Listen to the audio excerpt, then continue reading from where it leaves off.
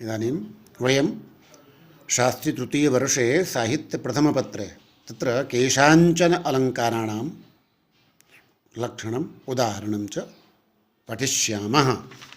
तत्र सर्वप्रथमं वयं पश्यामः। तत्र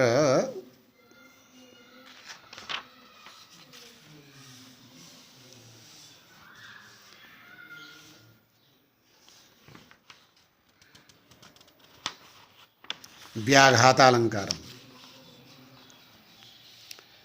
व्याघातालङ्कारः कुत्र भवति? तत्र आचार्यविश्वनाथः कथयति व्याघातालङ्कारस्य लक्षणं कि व्याघातः सतु केनापि वस्तु येन यथा कृतं तेनैव चेदुपायेन कुरुतेन्यस्तदन्यथा। तो इसका अभिप्राय क्या? व्याघात अलंकार वहाँ होता है कि किसी व्यक्ति ने एक उपाय द्वारा और किसी ने किसी वस्तु को सिद्ध किया है। एक जिस उपाय के द्वारा एक वस्तु किसी के द्वारा सिद्ध की गई है, उसी उपाय के द्वारा उसके विपरीत जो वस्तु जो उस उपाय के द्वारा सिद्ध की गई है, उसी उपाय के द्वारा उस वस्तु के विपरीत वस्तु यदि सिद्ध की कर दी जाए तो वहाँ पर व्याघात अलंकार होता है। तो यहाँ पर है क्या? वास्तव में वर्णन वैचित्र्य है। यहाँ वर्णन की विचित्रता के कारण ये व्याघात अलंकार माना जाता है। तो इसका जो है उदाहरण अभी देखेंगे। ये है दृशादग्धम मनसिजम। इसको बताता हूँ मैं आप लोगों को।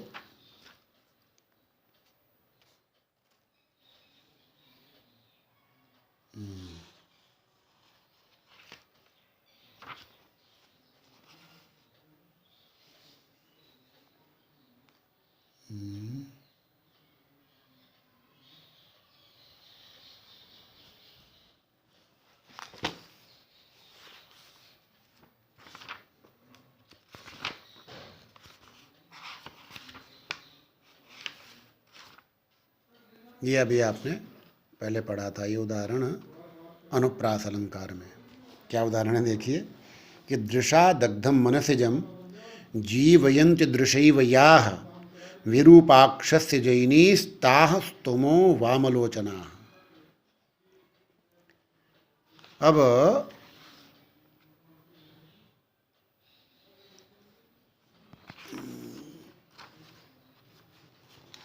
ये जो हम अभी पढ़ रहे थे अलंकार, दृशादग्धम मनसिजम जीवयन्ति दृशैव याः विरूपाक्षस्य जैनीः ताः स्तुमो वामलोचनाः।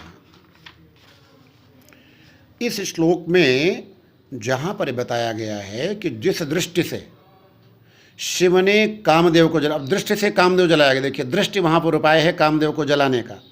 दृशादग्धम मनसिजम, दृष्टि से जलाया गया था। कौन? मनसिज यानी कामदेव। और उसी को जीवयन्ति दृशैव याः, दृष्टि से ही जिसको जीवित कर देती हैं। तो विरूपाक्षस्य जैनी, विरूपाक्ष यहाँ पर हैं विषम नेत्र भगवान शिव, उनको जीत लेने वाली। और ताः स्तुमो वामलोचना, उन वामलोचनाओं को, सुंदर नेत्रों वाली नायिकाओं की हम स्तुति करते हैं। तो यहाँ पर वर्णन है कि जिस दृष्टि से शिव ने कामदेव को जला दिया, उसी दृष्टि से, वही उपाय दृष्टि उपाय है। और सुंदरियों ने जो कामदेव जला दिया गया था उसको पुनः जीवित कर दिया, जला दिया। जीवयन्ति, जला देती हैं। तो यहाँ पर ये व्याघात अलंकार हो गया।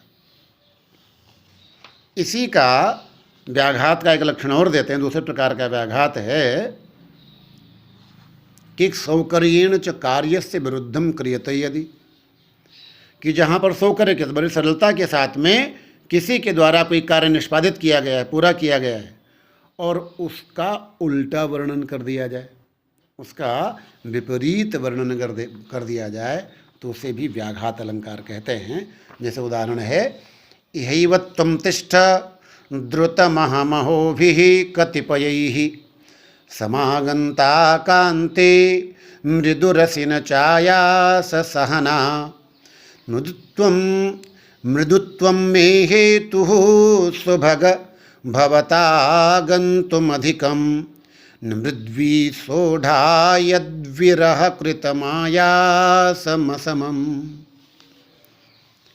यहाँ क्या है, नायक के द्वारा नायिका का जो मृदुत्व है, जो उसकी कोमलता है, वो सहगमना भाव हेतुत्वेनोक्तम, वो साथ चलने के हेतु रूप में, साथ न चलने, सहगमन का अभाव, और उसके हेतु रूप में प्रस्तुत किया गया है।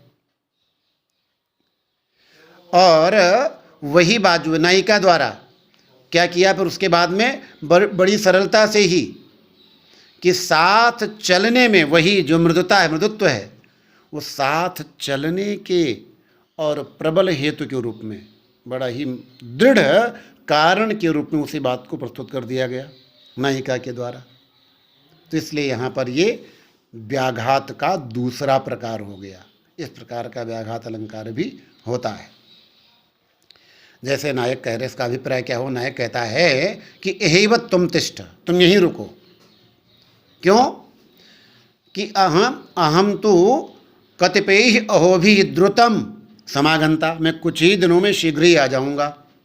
हे कांते, क्यों, मृदुरसि तुम कैसी हो, मृदुवसी, बड़ी कोमल हो, और आयास सहना नास्ति, और तुम परिश्रम सहन करने में समर्थ नहीं हो।